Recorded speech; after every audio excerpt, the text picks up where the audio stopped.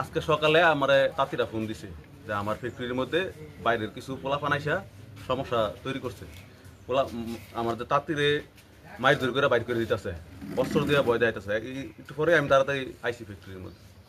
আইসা দেখি দুইজন পোলা, এই দুইজন আইসে, আগেও অনেক আমতাম করছে, আগেও আমার সমস্যা করছে।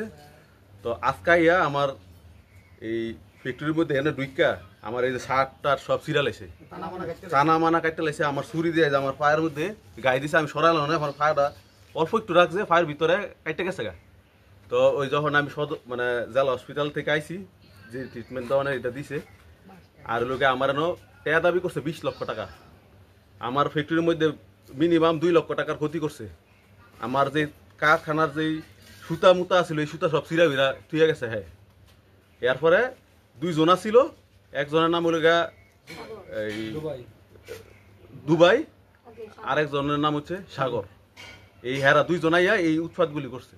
আর বাদ বাকি যে এই যে ভিডিও ফুটেজ আছে, সিসি ক্যামেরার মধ্যে সব ধরা পড়ছে, সব কিছু আছে। আমার তাঁতি ঘরে ইয়ে করছে, তাঁতি ঘরে মারছে, সবগুলি তাঁতি ঘরে মারছে। আমগর যেন যে মহিলা স্টাফ আছে, স্টাফগুলিরে মারছে।